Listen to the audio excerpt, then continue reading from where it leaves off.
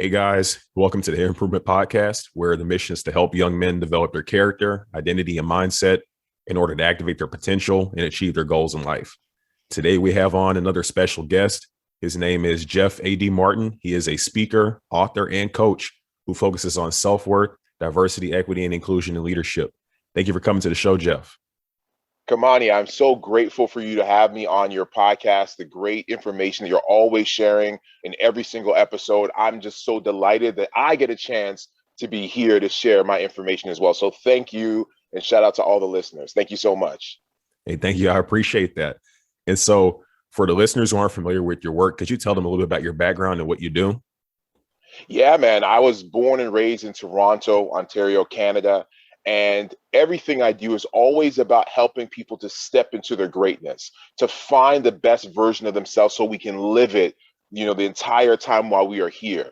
And so I am a speaker who's been blessed with the opportunity to speak all around in so many different areas around Canada and the US as well. I'm an author who's written some books as well. Again, also trying to help people. I am also a mentor and a coach. Again, just really trying to help people to step to their greatness. And so everything I do is really just trying to help others to become the best version of who they can be. Hey, I respect that. And the next question that kind of pops into my head is, what was it that sparked you to make a move into those fields to help people to become the best version of themselves? Yeah, there's been a number of different things that really pushed me into this area, but the number one thing I would say is, many years ago, when I was growing up, I grew up in a really tough neighborhood. I grew up in a neighborhood that was surrounded by guns and violence and drugs and prostitution and things like that. And I remember back then, we would always see the police. And it always felt like every time we saw the police, we were being harassed, right? Young Black men being harassed. And I remember thinking to myself, imagine if somebody had the opportunity to have that position, but to use it to make a difference in the community. And so that's something that always stuck with me. And as I got older and tried to figure out what my plan was in life, eventually I decided I wanted to be that individual. And so I pushed into that area and I actually became a police officer. Now, the same year I became a police officer, I was super excited about that because, again, growing up in a tough neighborhood, I wanted to make an impact with the younger generation who was there. But in the same time frame that I became a police officer, I had lost a cousin to gun violence. He was shot and killed. And because I grew up in that tough neighborhood, there's a lot of things you learn in your environment. And one of those things I had learned was revenge. And so I wanted to go out there and to seek revenge, to find the people who ended up killing my cousin, who murdered my cousin. And it was a battle that I had because here I was as a brand new police officer who promised to protect and serve. But then the other side of me wanted to go out there and to handle my business. And so it was through a conversation that I had with someone that I got to tell you that really shifted my thinking. It changed my life. They were able to show me that as human beings, we always put out a level of energy. Everyone does. And it's up to us how we put that energy out there. And so I could go out there and commit this crime. I can go out there and seek revenge and end up in jail and just be another statistic. Or I could use that energy to do good in this world. And so as tough as it was to battle through the lessons, the habits that I always had of seeking revenge, I decided to use that same energy, the high level of energy, although it was negative at that time, to shift it into something positive to make a change. And so since that time, I have gone into so many schools, organizations, and really just spoke words of love, spoke words of when it's in schools, trying to help our young people to step through their difficulty when it comes to corporations, really trying to help people in the corporate world to understand, again, the best areas of who they are and to excel in those areas and really just help people to become the best version of themselves. And that's what really put me on this path, losing my cousin. Of course, if I could bring him back, of course I would, but we know that life doesn't work that way. But what I can do in the circumstance that I'm in is rather than using that negativity and going out there and doing something I really shouldn't do, I use that same power, to use that same energy to make a difference in this world. And all of us can do the exact same thing, regardless of what we're going through, no matter how difficult that circumstance might be. We all can find a way to use that negative energy and to turn it into something positive and to go out there and be an advocate for that thing that you were a victim of. And I think we all can do the same thing. And that's what really has me on the path that I'm on today. It's really interesting to me how that one change of perspective from that defining moment in your life changed the whole trajectory of your life. And the thing about it that's also pretty interesting is that that one choice, or I guess that lack of action that you took in that one moment, deciding not to take revenge, was the only thing that would have set you apart from the people who you were policing. And I Yes, think we kind of talked about this in the conversation we had leading up to this, but a lot of people don't realize that there really isn't too much of a difference between the people, most of the people that they demonize in themselves, because usually it's just one decision made in a time like that when you're under duress, under stress, you're unhappy, absolutely. that leads to those people being in prison. And so a lot of them really aren't too much different other than that one decision that they made. Of course, it still does take something to make that decision, but it's just something that's kind of interesting to think about. And it's amazing to see how you were able to, I guess, take that experience and funnel into some type of positivity and find a way to use it to create impact in your community as opposed to doing what's negative. And it all really just came down to a choice at the end of the day. Yeah, absolutely. Excuse me. We all have the opportunity to make a choice. You have somebody who has grown up in, or let's say you have, two brothers. You have brothers, and they've grown up in a circumstance where dad hits mom, where dad is an alcoholic. And those same two brothers will grow up, and one will turn out to be exactly like dad, and the other one will turn out to be the exact opposite. We can grow up in very similar circumstances, but the decisions that we make will lead us down the path that we believe we need to go down. And so you're absolutely right. I don't think there's anybody on the face of this earth who's one or two decisions away from perhaps being in jail or perhaps being, in a very difficult circumstance that's different than what they're in today. But because we decided to make a decision, and even if you are from some of these tough neighborhoods, and again, just like me, you learned a lot of tough lessons, you've seen a lot of things that you probably should never have seen as a child, you still have the ability to choose. And that's what I love to show people, that at the end of the day, regardless of what's going on in your life, you are the one that's in control of your life. Nobody's coming to save you. No one's going to hand you $1 million. No one's going to give you that dream job. No one's going to give you that beautiful car that you want. If you want these things in life, you are the one that has to go after it, to chase it with every fiber in your being, regardless of what your background looks like, regardless of the circumstances that you've come from. And you are able to use those difficult circumstances to now stand on a different platform that you could never stand on before.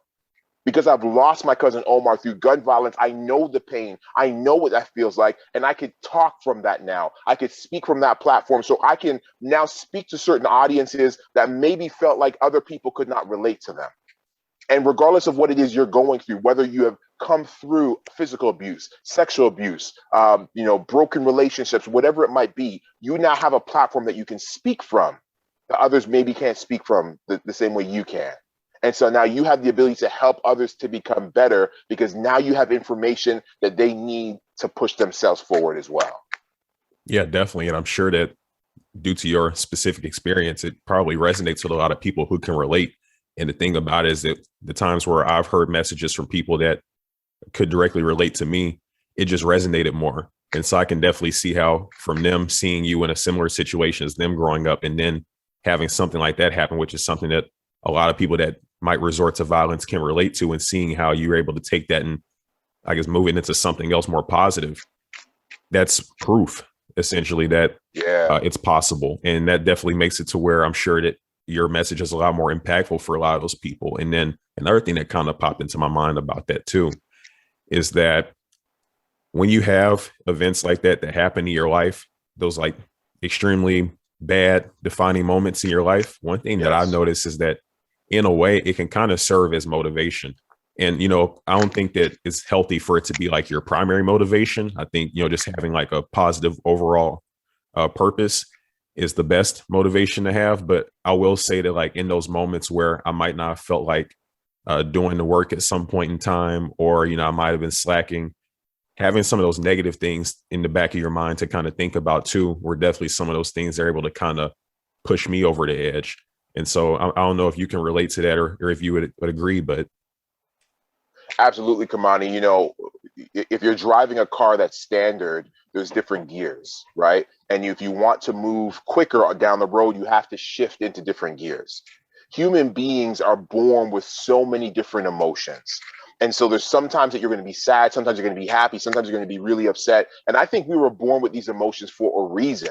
So I think it's important that we tap into these emotions. So yes, there's going to be times in your life where that hater is telling you you can't achieve that thing. And your primary goal with whatever it is you're doing, you're like, I have to prove that person wrong.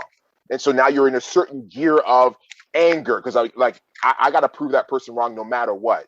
But at certain points in your life, you're going to shift gears, and you're going to shift gears to the point of, because I'm able to achieve that certain thing, now I'm able to make change in the lives of other people.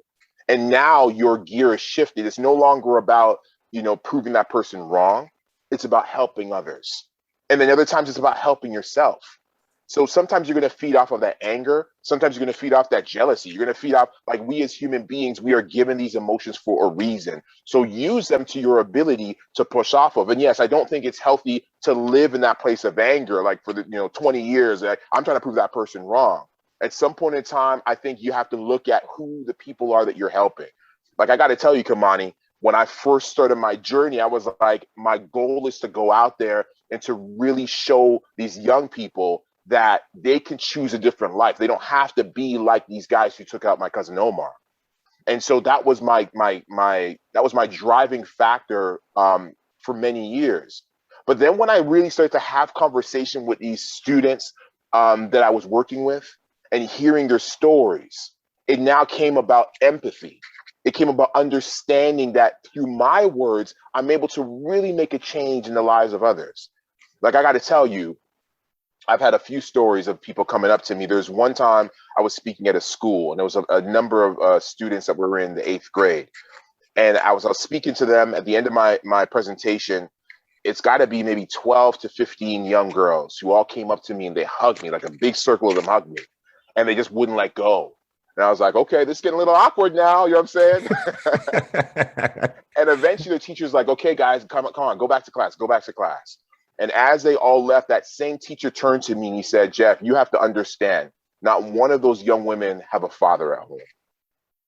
So when that moment of me speaking, in that moment of me giving them the information that I was there to give them, I resonated something in them that was a father figure, like that they could never, that they never saw before. And this teacher also said to me, some of these girls are probably some of the baddest girls you would ever meet.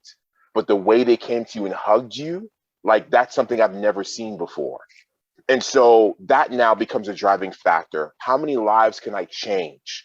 Right? I had another circumstance where another young girl came to me and she said, Jeff, I've been listening to everything you're saying about loving who you are, about accepting the things that you've been through and using that as fuel. And she said, Jeff, based on what you said, I've decided. And she stopped and she pulled her sleeve down. I could see all the self-inflicted wounds on her arms. And she said, Jeff, because of you, I'm going to stop self-harming. That now becomes a factor. That now becomes a driver for me to say, look at the difference I can make in people's lives. So, of course, there's times that people didn't believe in my dream. I'm like, yo, my driving factor right now is to prove them wrong.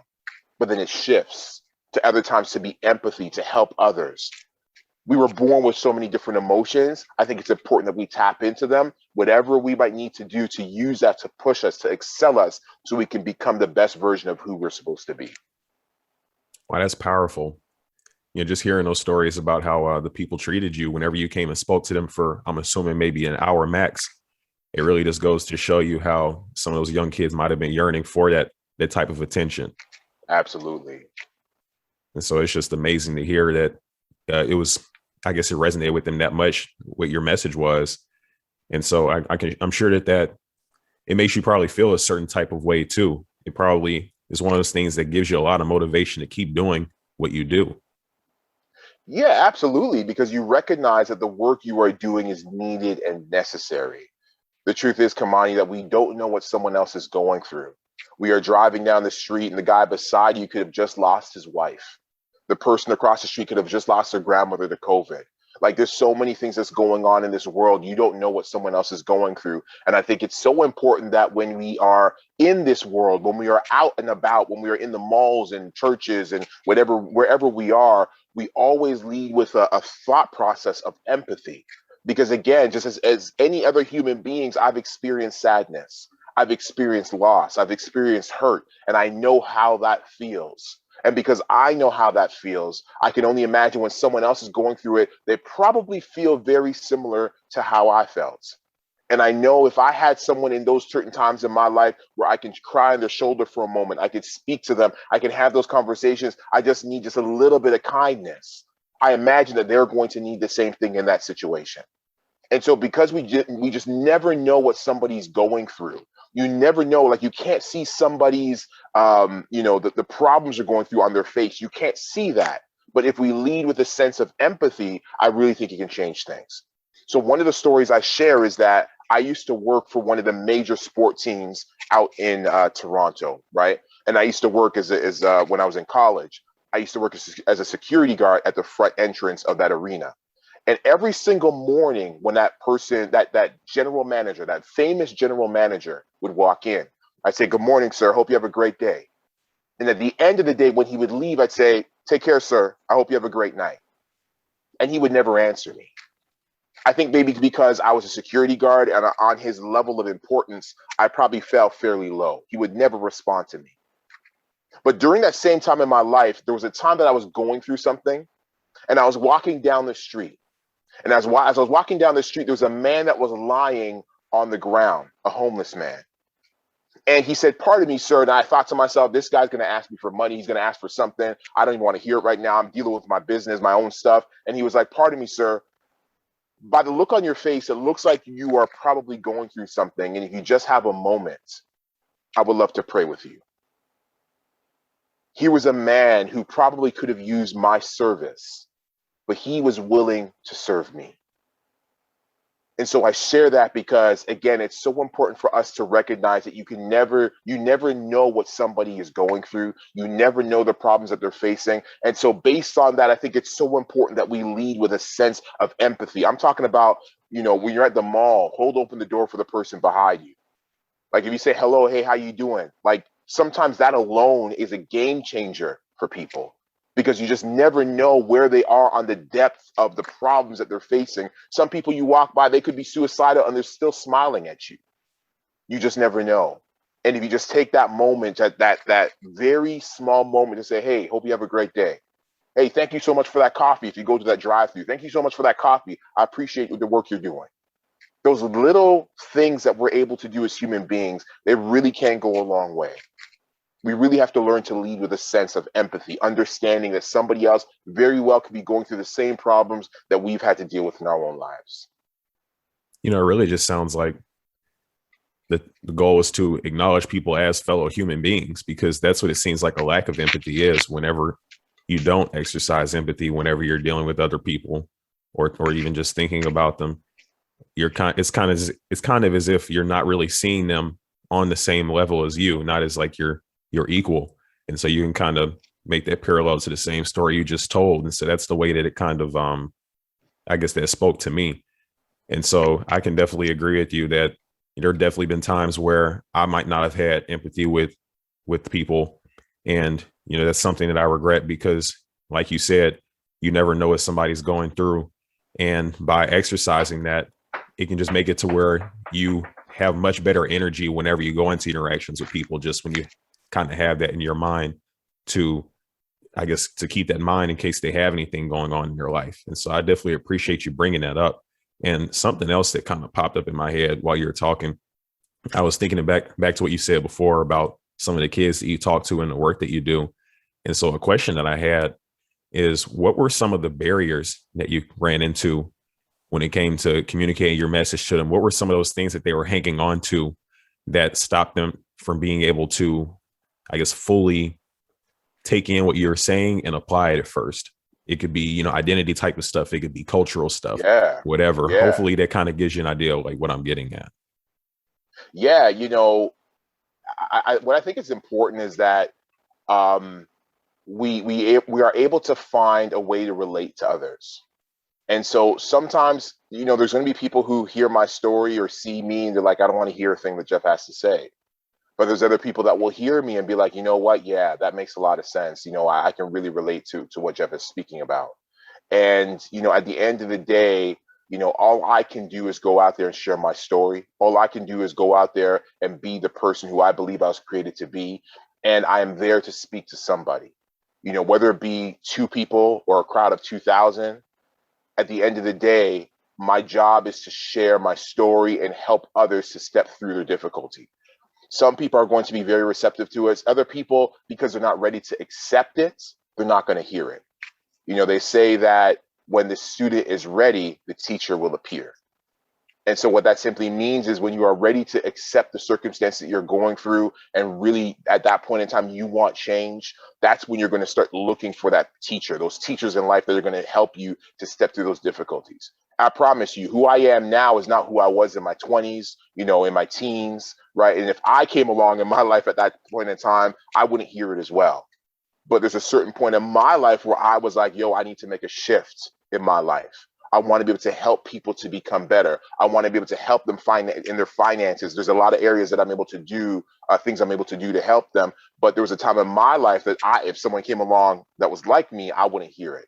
So when it's all said and done, I believe it comes down to that individual. If they're willing to make change in their own life, then they're going to be open. They're going to be receptive to the lessons that are being brought to them.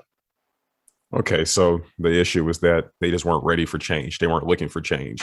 They didn't see a need for it in their current situation, and that's why they didn't take in the message. Yeah, I believe so.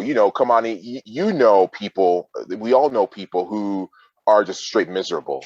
They love drama. And they're always surrounded by drama. Whenever you hear their name, it's always associated to some type of drama in terms of, they're cussing somebody out, a family member, you got a cousin who's just always doing something. We all have those family members or friends or people we know who do that. And they love that misery. They love to wallow in it because it's comfortable to them.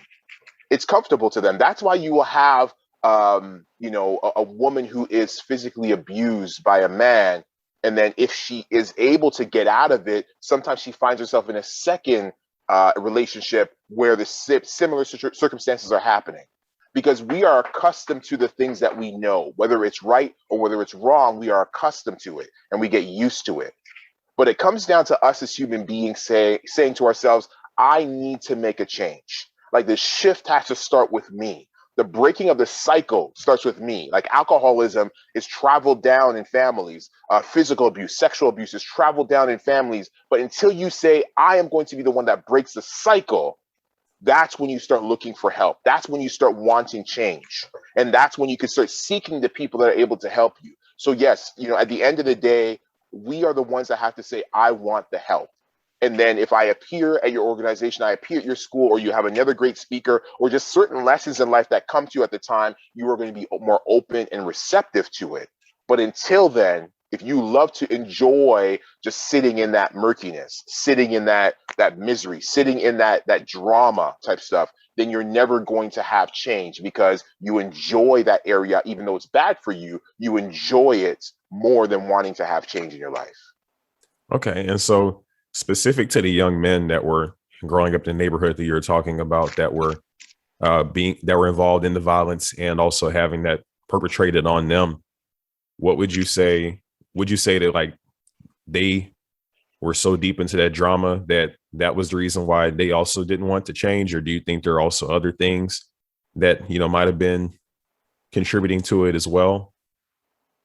So when you are brought up in a certain circumstance, regardless of what it is, you could be brought up in a situation where you are born with a silver spoon or a gold spoon in your mouth and everything's handed to you. Or you could be born in a situation where you have absolutely nothing. You're surrounded by drugs and violence and gangs and everything negative, right? At the end of the day, as difficult as it is, because I'm not saying it's an easy choice, but as difficult as it is, you always get a chance to choose. You always get a chance to choose. And it's always a difficult thing to do because it's easier to go with the flow of what's happening around you. Because oftentimes as human beings, we want to assimilate. We want to, if we are dropped in a new school or a new job, we want to quickly start doing what everybody else is doing because we want to be relatable. We don't want to go in there disrupting what's already happening as human beings because we want to be liked. That's one of the things human beings love. We want to be liked. We want to be loved. And if you are in a difficult circumstance, if you are in a negative neighborhood, for example, and everyone around you is in the mess, selling drugs or hanging out on the block, the chances are of you doing that is going to be very high. Because again, we want to assimilate to our circumstances. However, again, we always have a choice.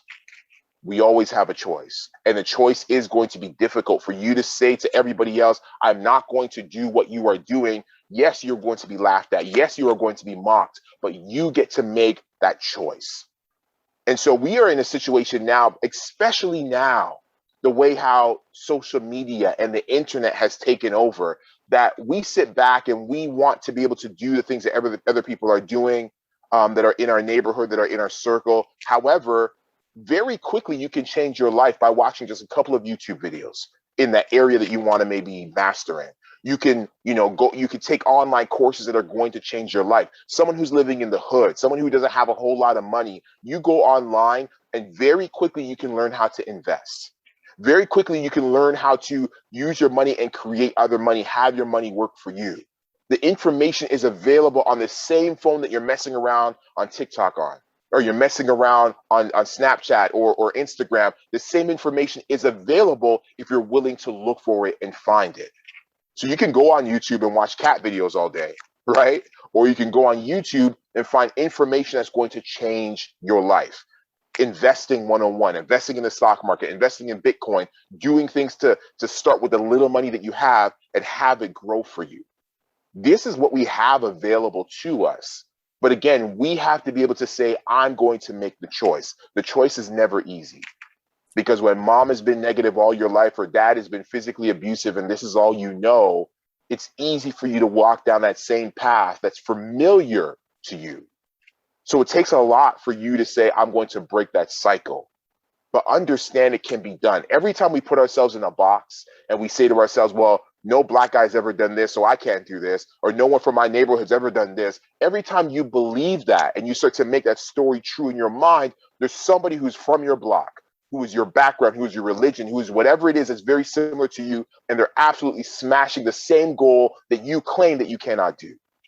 There's examples of it every single day. You may not see it on TV, you might not see it on YouTube, but they're out there and they're smashing it and they're doing that thing that you claim that you can't do because of that thing that you put in front of you as a hindrance. There's someone out there smashing it because they decided to choose, to make a choice. And again, we can all do the same thing.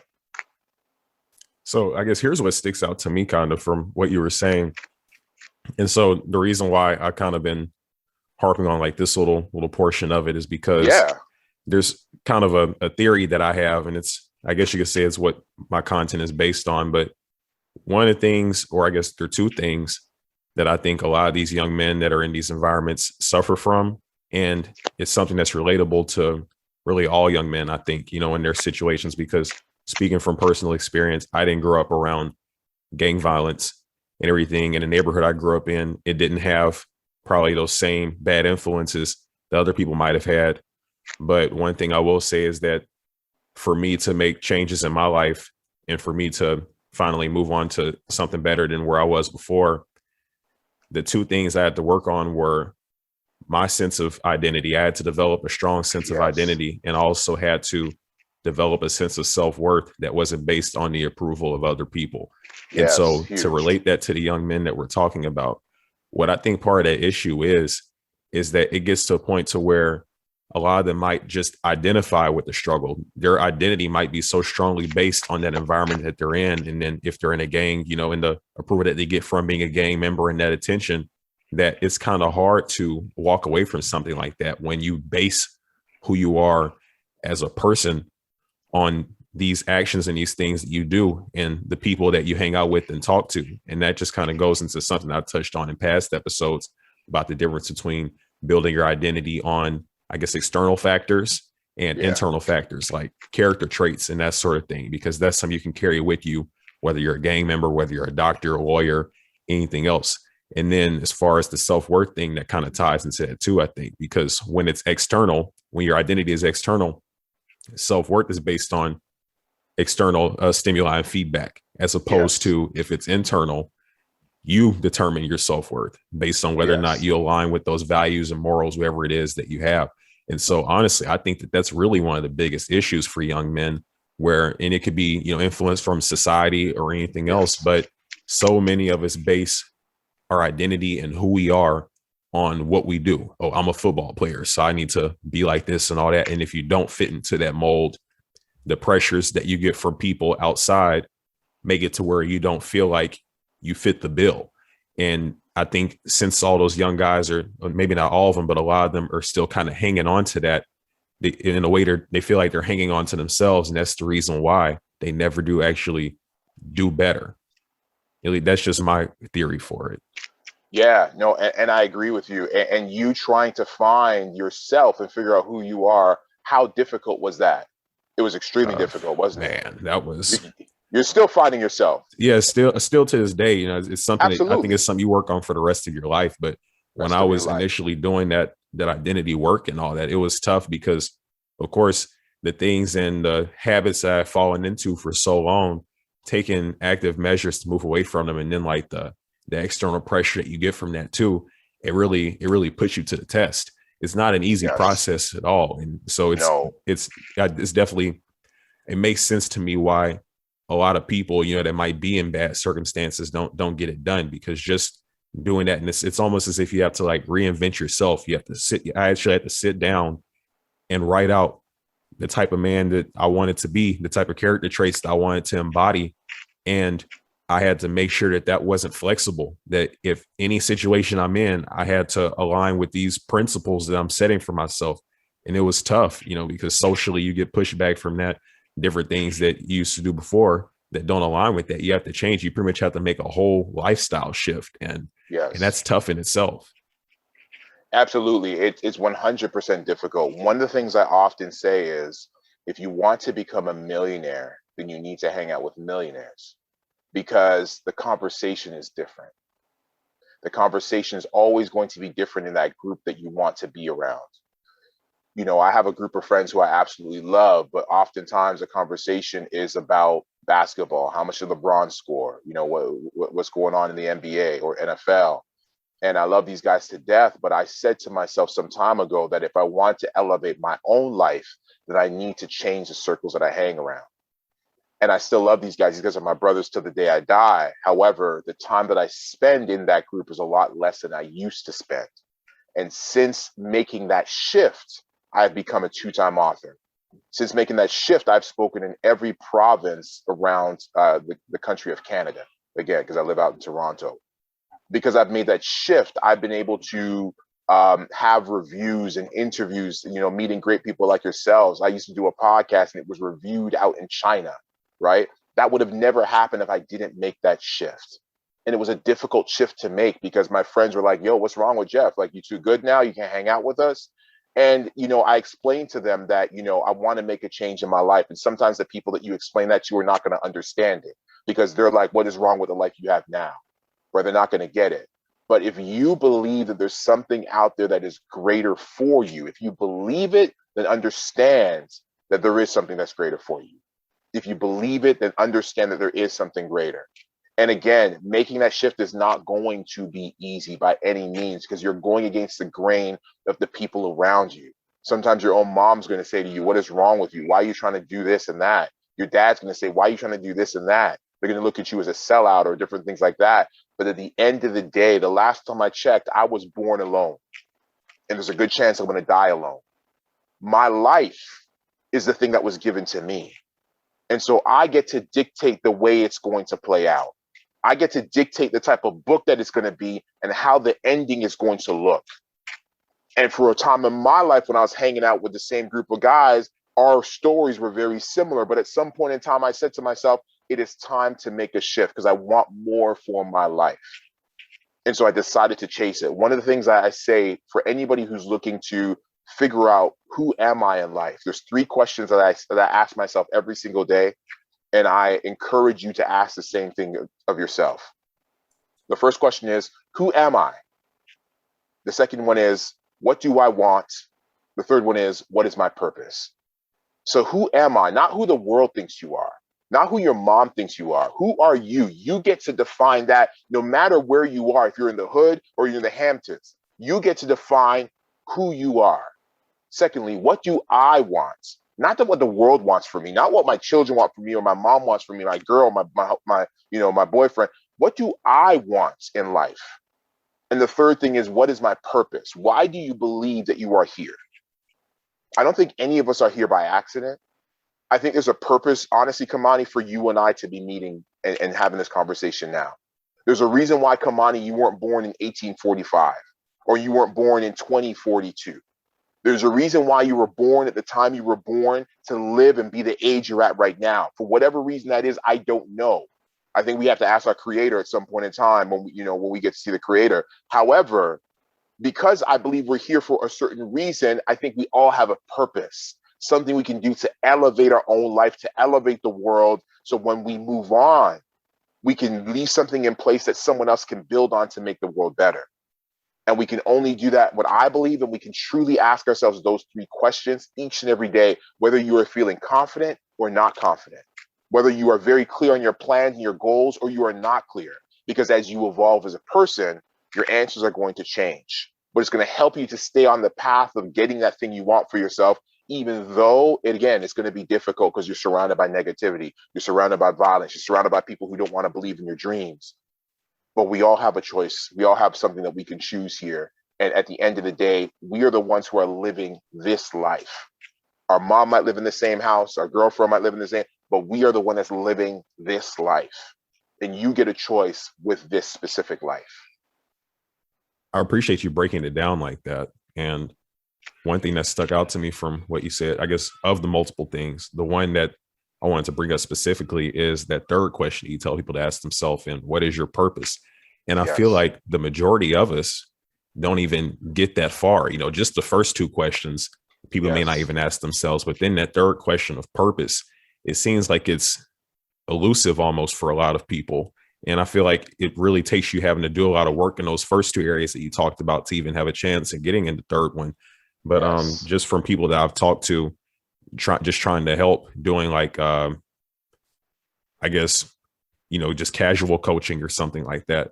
That's something that's been kind of tough for me to help people with, finding like a purpose for their life, finding something that gives them energy to wake up in the morning and actually, go do something to go plan for it to be like a long-term thing that they do for the rest of their life.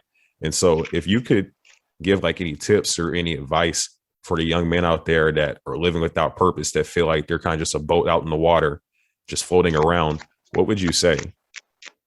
Yeah, I love that analogy you use. That is very true. Many people are like that leaf that's floating down that river. The river goes left, the leaf goes left. The river goes right, the leaf goes right. And they don't have a say in their life. They don't have a say to what goes on. Wherever the river does, that leaf has to do. But we can take control of our own life. And so, again, I keep stressing this because you have to understand it's not going to be an easy thing to do. But because you are in control of your life, you have the ability to make the choice. And at the end of the day, again, we are always going to be influenced by our surroundings. If you were raised in a household where, money wasn't a problem, then you're going to be influenced by that. If you're raised in a household where the lights were always turned off and the water was turned off and you had a hard time finding rent, that was my upbringing, then that's where you're going to be influenced by that. But when it's all said and done, you get a chance to choose. So one of the things I always speak about is, because I grew up in a circumstance where money was an issue in my household, there were times I came home from school and I flicked on the lights and lights didn't come on. I didn't know that water can be shut off until I learned that I flushed the toilet, the water came down and nothing came back up. And so money was an issue when I was growing up. But I promised myself that when I got older and I was making my own money, that things were going to change. This was a promise that I made to myself. I am in my own house now. I have my own children. I'm grown up now. And my financial circumstances is a lot different than it was when we were growing up. My financial understanding is a lot different than my parents was. Than even now, their understanding now than when I was growing up. Because I made a choice that I was going to make a change. I made a choice that my children, I hated coming home sometimes because of the fact that you didn't know if you can come home and watch your cartoons after school or not. I hated at times coming home. but I made that choice. So my children will never have to deal with that. So now I understand. I've took the time to understand financial investments. I understand the stock market. I understand real estate investment. I've done certain investments in my life to ensure that money was not going to be a factor in my household. So my children will never have to deal with that. So I say all that to say that oftentimes when you are going through something, you can use that to be a catalyst to say, that's who I'm not going to be. Very similar as I spoke about with a story about my cousin Omar. I could have went the direction of ending up in jail, but I made the decision that that's not who I was going to be. And I was going to use that same level of energy to make change. It's never going to be easy, especially when you're constantly surrounded by negativity. And again, I work with young people all across our country in Canada. I have sat down with so many people who are struggling. I specifically work with some of the kids who are in the hoods because I understand what that's like. I've been there. And I hear the stories, I hear the struggles, and I just constantly tell them, remember who you are and who you can be. Because there's people who are from the hood who are CEOs today. There's people from the hood who are millionaires today. And it's not through illegal money, it's through legal ways of doing it. And so they found a way to do it. You can as well, but it comes down to your specific choices. So I guess the answer that I gather from what you said, just based on how you kind of broke it down, was that the way for young men to find purpose is to look at their past, look at what they maybe didn't like, look at what they lacked, and use that reflection that you just did and that knowledge to affect your future. And you can choose whether it's going to just be for you, for your family, or for a multitude of people. I guess that's pretty much the answer that I'm getting, right? You know, Kamal, I absolutely love the Underdog. Every time I'm watching, NFL, NBA, whatever it is, I love the Underdog because that's a true story of somebody who, people didn't believe in them. They didn't think that they can do it. They turned around and they were able to get it done. And I think if you are from a difficult circumstance, if you are from a situation where money was a problem, or abuse, physical abuse, sexual abuse, alcoholism, drug abuse, if you are from these circumstances, if you're from these situations, then you too are an underdog. And that gives you reason to push. That gives you reason. Like if your parents had $1 million in the bank and you're just chilling, like I have no reason to do anything. My parents have the money. Like I don't see where their drive comes from. But my drive comes from, I know what it's like to be in the slums. I know what it's like to be in the difficulty. And I promise you, I'll never go back there. That's where my drive comes from. So if you are from a difficult situation, then your drive can come from there as well. You have an advantage. Because you're like, I'm hungry. Like I'm hungrier than anybody else. And when you're that hungry, you want to make things work. You don't have a choice. They say, Kamani, that most millionaires, new millionaires every year in North America are immigrants, right? They're immigrants. So people who just come into the country, most of them, most millionaires every year are them, or most entrepreneurs are immigrants who've come into the country within the last 1 to 10 years. The reason why is because they look at it as, I just left my last country. It was war stricken. It was whatever. I left my family there and I have to make money to bring them over. I don't have a choice. I have to win. There's no choice for me here. I don't get a chance to say, oh, well, you know what? I give up. My children are back in my old country. I left that war stricken place to come here to America, to come here to Canada. I have to win. There's no choice. And so that's the mentality that they have. That's why they win. That's why most new millionaires are immigrants. Most new entrepreneurs are immigrants because they decided that they are going to win. If you're from a difficult situation, then you can have the same mentality as well. That's going to push you to win. So they found their underdog story. They found their underdog story. Absolutely. And the thing about that, when you use the term underdog, it made me think of Tom Brady because he kind of took the same type of approach throughout his whole career. Even though he's the greatest of all time now, he still sees himself as an underdog. And that's what gave him that drive to be the greatest. And so I like that you brought that up. And just for your benefit, I know we didn't touch on this earlier, but we should have. But I also wanted to give you a chance to kind of talk about your book a little bit, especially the one that I saw titled New Me. 10 Men, 10 Stories of Perseverance. Could you tell the audience about that? Absolutely. And real quick, I'll talk about Tom Brady. You talk about his mentality. Tom Brady, when he came out of college, he was an underdog because his drafting report that talks about who he is and who they perceive him to be when he's in the NFL, they said that he was too skinny, he had a bad arm, he couldn't throw, he was undersized. They had a lot of negative things to say about him when he was first entering into the NFL. Right. And when he first got to the NFL and he got to the team, he said to the owner, I just want you to know when you chose me, you made the best decision of your life. And the owner was like, okay, man, we'll see. You know what I'm saying? And so we all see how that story unfolded, right? So he Right. came in as an underdog, and that's exactly what I'm speaking about. If you come from a circumstance that's difficult, that's tough, you can be that underdog. But again, it's your mentality, it's your choices, and that's what it comes down to. Now, to go on to what you spoke about, yeah, the book, New Me, 10 Men, 10 Stories of Perseverance, myself and 9 other guys, so 10 of us in total, we all came together and we wrote a chapter in this book. And we speak about circumstances as men where we fell down in life and then how we were able to get back up. Because I think it's so important. We know what success looks like. You turn the TV on, you see the Tom Brady's, you see the Kevin Hart's, you see the Beyonce's, but oftentimes you don't see the times where they fell down, right? Many people don't know the story of Tom Brady that I just shared in terms of him being that underdog. I don't know about you, but I wasn't there when Kevin Hart first hit the stage and maybe he was booed, or Beyonce was maybe 12 years old and she hit that sour note. Like, I wasn't there. And so it's important for us to recognize that everybody has areas where they fell down, but they were able to build from it. And in this book, we all speak about situations in life where we fall down. And in my story, I speak about Omar losing my cousin to gun violence. I go into more detail, of course, but where we fell down and how we struggled. But again, how we were able to get back up, because that is the key, the lesson to anyone's life, because I can use your situation, Kamani, to apply to my life. And perhaps you can use situations in my life to apply to your life.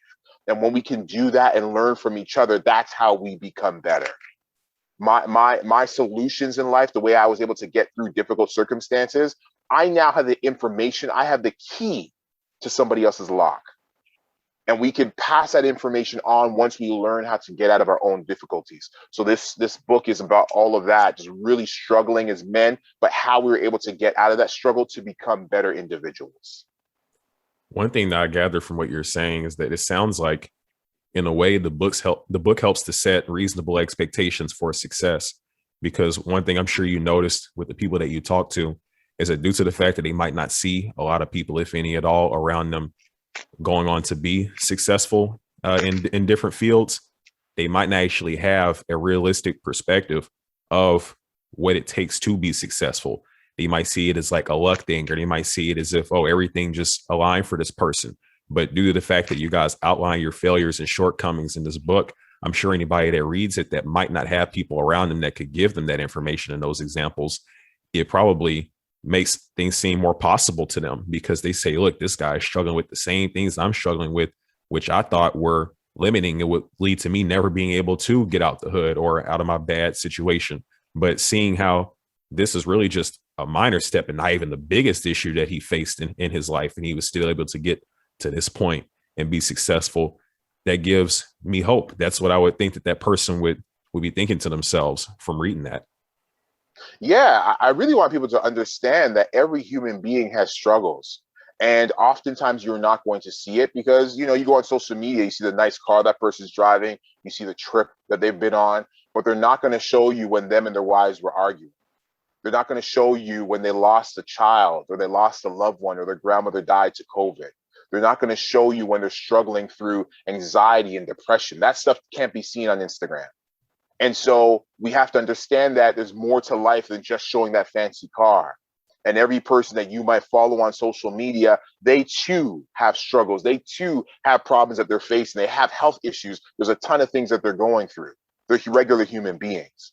And so we like to really put our importance on how many followers we have and how many likes we get and how many DMs we get, when life is so much deeper than that. You have to know that just because someone has 1 million followers doesn't mean they have $1 million, right? There's a lot of other things going on there as well. And so, yes, we really need to understand that everybody has struggle. And when we can learn about how someone else got through their struggle, that's why I love biography movies. I love movies about people's stories because you learn about how they were able to get through and build up their empire or build up their situation, because you see the fall downs, you see the letdowns, and they were able to persevere. And that's all we all really need, is to learn how to persevere, because many people give up too quickly. And if you try just one more time, maybe that would be your time. If you try that other idea, maybe the idea that you did, maybe it failed, but that gave you the lessons that's going to help you with the second idea or the third idea that will blow up to be that big thing. But again, when we learn about other people's failures and how they fell down, we can now apply those lessons to our own life to get back up as well. Right. And I like that point you brought up about social media, because like you said, people are using someone else's highlight reel as a measuring stick for their own life. And that's going to be unhealthy. And then also, I think the saying is that comparison is the killer of all joy. Yes. One thing I'll say is that, if I went around and looked at some of the numbers that, Joe Rogan or somebody else is doing, I'm pretty sure it made me feel pretty bad about my podcast. But the thing about it is that not everybody has the same circumstances. Not everybody has the same path. And so really, as long as you are better than the person you were the day before, that's progress in my eyes. That's how I look at it. Yeah, absolutely. So you said Joe Rogan. It's funny because I was introduced to Joe Rogan many years ago when he hosted the show called Fear Factor. Right. I don't know anything about him before that, but of course, like any human being, he had a life, he had struggles. But I knew him during Fear Factor, and that's a long time ago. A lot of people don't even remember that show. But they look at him now like, oh man, I've had my podcast for 2 weeks. How come I can't get those numbers? I've had my podcast for a year and a half. How come I can't get those numbers? Not recognizing that he has been through struggles like any other human being. He has been through struggles to get to where he is. He's been building. And so, yes, we cannot compare ourselves to other people. Like, yo, how come I can't sing like Beyonce? Man, I've been singing for 3 weeks. How come I can't sing like Beyonce? Has been singing her whole life. So we compare ourselves to someone's ending of the story, so to speak, to our beginning. And that is dangerous, because there's so many things that we need to do to build up whatever it is you need to do. Like for me as a public speaker, like, man, this has been my busiest year ever. In between January, February, March, April, between January and April, I did over 100 presentations virtually because of COVID, right? I have never been that busy in the first quarter of a year ever. It didn't start that way for me. Many years ago, I would go into a school, try to speak, and I'd book it, and then I show up in the school and I'm like, oh, today's your talk? Oh, okay. You know what I'm saying? Like totally disregard. You know what I'm saying? Like I start speaking, the lights would, or the PA would go off. Like people are talking. Like I had to start at the bottom, so to speak. But as I build, and by no means am I anywhere close to the top, but as I continue to build, I've made a successful speaking business. I've made it successful where I'm highly in demand. But it didn't start like that today. I've been speaking for almost 10 years now, putting in the work. And so whatever it is that you want to do for your life, put in the work. Every time you do something, you build off of it, and you are able to continue to build and step up every step to get higher and higher to get to that point that you want to get to. And that's what we all have to try to do. I like that you said that we have the tendency to compare without even taking a look at the person's story, because I'm sure that most people that might look at Joe Rogan's following that he has now wouldn't even consider all of the work that he's put in since his 20s, from doing martial arts whenever he was a teenager, and I guess in his 20s, to going to Fear Factor, then doing, I don't know what he did. I feel like he disappeared during that time in between Fear Factor and UFC, but just out of nowhere, when UFC got popular, he was, one of the voices behind that. And then next thing you know, he gets his platform, but people don't look at how he's built himself up for decades to get to that point, to where he even was able to build enough of a brand to have a draw to the podcast. And then thinking of the consistency and the type of guests that he had to bring on his show, whether people like his show or the guests on there, what he talks about or not, to even build it up. And so that's another thing I think people miss. Whenever we get into this mode of trying to make comparisons and all that, I think that's a good time to try and find out what you can about that person's story, to see the path and process that he went through to get there, because you might actually learn something about them and maybe see how you can apply some of that to your own situation. Yeah, you learn about resilience because there's times that that person fell down. There's times that person that wanted to quit as well. There's times that that person was like, "This is not for me," and they decided for whatever reason to keep going. And again, if we are able to learn those lessons, then we can apply that to our own life as well. So yeah, I think it's so important to learn about the industry that you want to get into. Watch documentaries, read books of biographies, whatever it is, to really get deep in learning about that area, those people that you want to be very similar to, because you'll learn so much. And again, you'll learn about how they were able to keep going during the time that they really wanted to give up. All right. Well, that pretty much wraps everything up. And so just to go ahead and close out, where would the listeners be able to find you if they wanted to check out some of your information? Yeah, you could just Google me, Jeff A.D. Martin. Google me and it will pop up. You know, my website will pop up, jeffadmartin.com. And of course, I'm on social media as well, Jeff A.D. Martin. All right, then. Well, we pretty much covered everything that we had planned. And so once again, I really appreciate you coming on to the show. I think that you offered a lot of value to the audience. I think we touched on some great topics. And I appreciated getting the opportunity to be able to talk to you beforehand and even now. And I've definitely learned a lot from the stuff that we discussed. Oh man, appreciate you very much for what you do, for the content you put out, for having the real and uncomfortable conversations that many people don't want to have, and just really sharing your gift.